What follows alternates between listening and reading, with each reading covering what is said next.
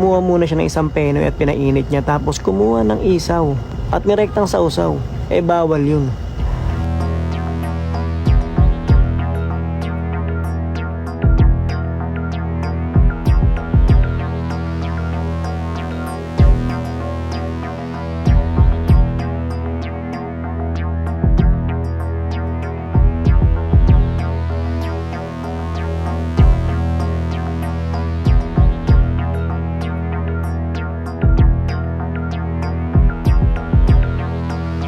Lasing daw po na hindi na maintindihan.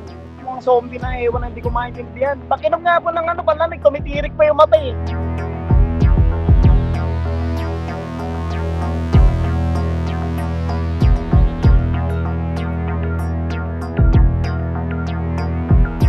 Dito nyo, mapapanood nyo, wala siyang inabot na bayad pero manghihingi ng sukli yan, ganun katigas mukha niyan. Mag-ayos pa ng bagyan eh. Para kunwari nagbayad siya. Pinatotal niya muna kung magkano, tapos sabi niya meron pa raw siyang 50. Sa kanina pa po sa kanya. Sabi niya, ang binayad daw niya sa tindera ko, 100. Kahit wala namang inabot na bayad. Yung tauhan ko, natakot. Kasi sinigawan niya. Siyempre medyo walang alam yung tao ko sa ganun. Natakot ngayon. Tininalan niya yung suklay.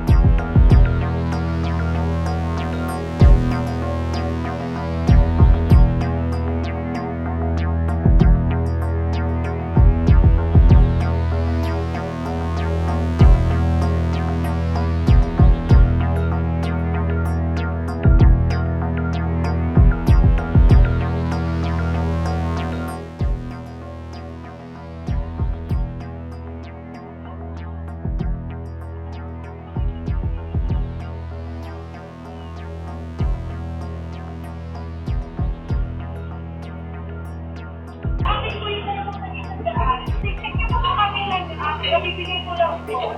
Nagtatrabaho po ako ate. Hindi ko pwede naghihintay.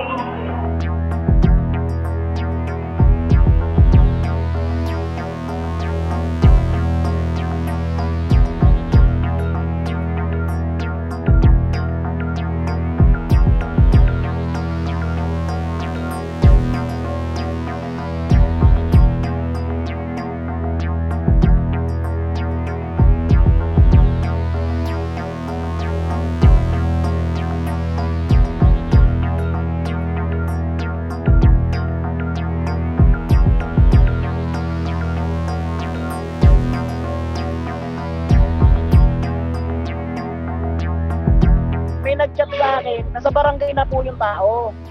Ngayon, hindi po siya tinuluyan kasi small amount daw po. Pinakawalan din po siya in 8 hours.